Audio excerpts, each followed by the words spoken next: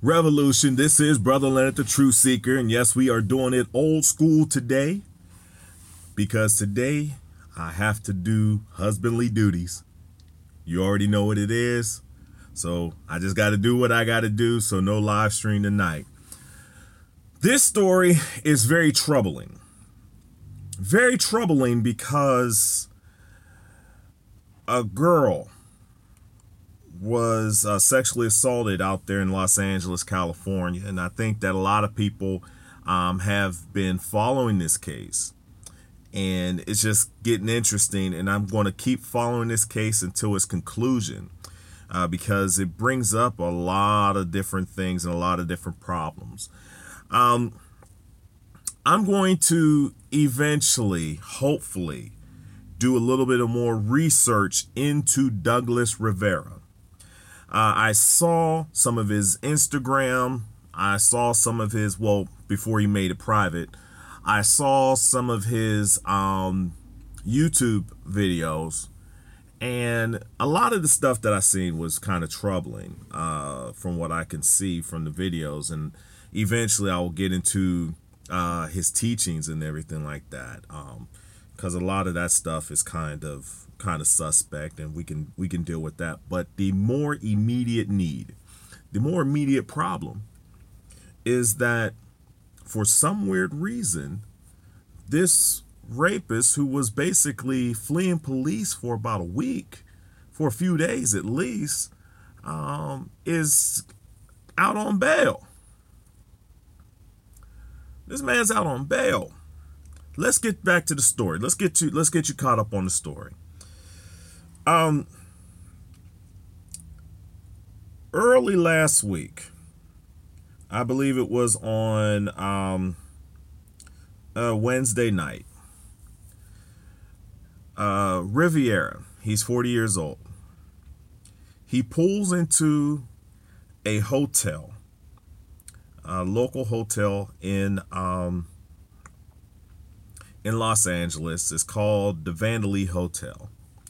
And he was sitting in the parking lot, and it was noticed on surveillance camera that he pulled up the truck and was watching the people inside the hotel.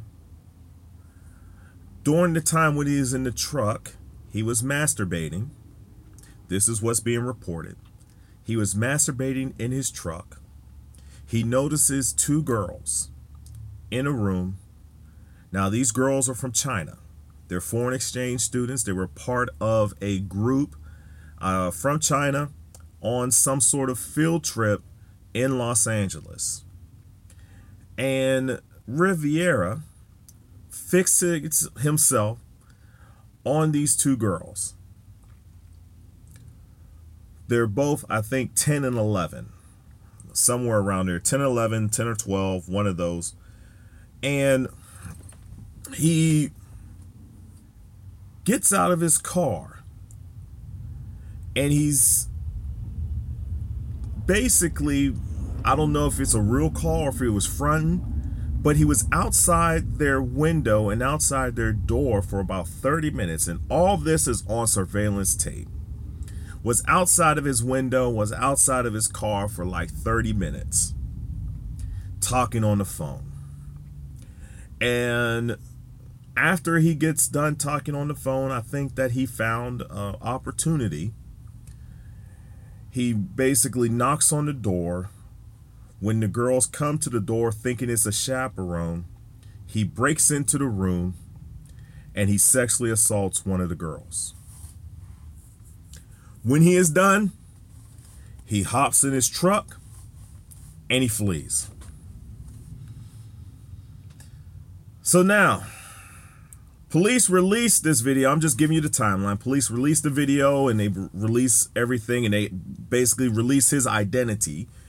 He was identified as Douglas Rivera. He's the pastor of this church. What is it? God's Gypsy Christian Church. I should have dealt with that name a long time ago. But he is now on the run, right? This man is now on the run. And here's the situation.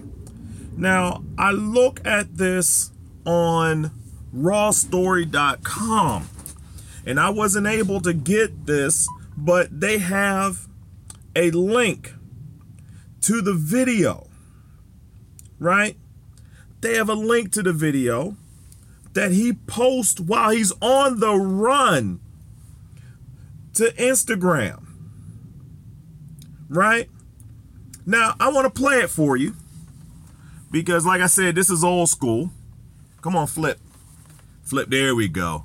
This is old school, so we're going to play this, and hopefully you can hear it.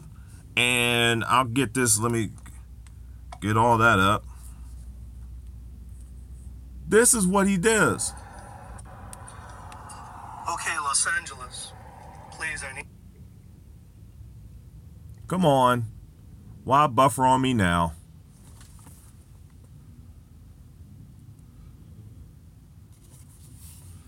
Let's try it again. Here we go. Okay, Los Angeles, please, I need your attention. Oh well. Let's deal with this. Let's try it one more time.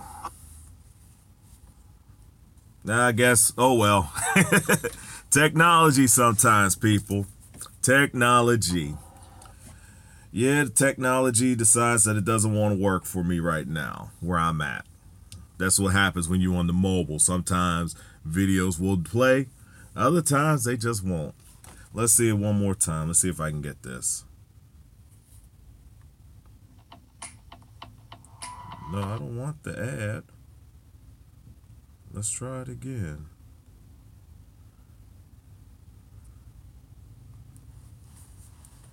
Let's see. They're giving me this. They're giving me something else. They might have taken it down too. But anyways, he basically says that he was in the wrong place at the wrong time. Wrong place at the wrong time. And that's supposed to fly when they have video of you trying to get into the room and you outside of the room. Wrong place at the wrong time. Here's the problem that I'm having with this whole entire situation is that on the other day, he turns himself in at 11 a.m. They book him. He stands before a judge. By 2 o'clock, he's out on bail. Now, mind you, for about 3 or 4 days, he was out on the run. He turns himself in, and then he gets a, $280,000 bail. Now, that's a lot of money for bail, okay? And you mean to tell me that you have a flight risk of a person who was on the run and putting out a video of him inside of his truck, and you see that he has the resources to make the payment, and you mean to tell me that he doesn't have the resources to run? Well, hopefully he will show up for his case, but I wouldn't put it past him if he doesn't. Would not. And that's the problem with our justice system. You have a system where a pedophile, an alleged rapist, can turn himself in and then be released on bail. I know it's a high bail, but apparently it wasn't high enough. Sickening to me. But it is what it is. So, like I said, Douglas Rivera, we're gonna keep tabs on you. We're gonna keep tabs on this case. He needs to be brought to justice. If due process does need to happen. But it's kind of convincing. It's kind of, coinky dink or, coinky dink that you're there, but it was somebody else. There ain't nobody else in that parking lot.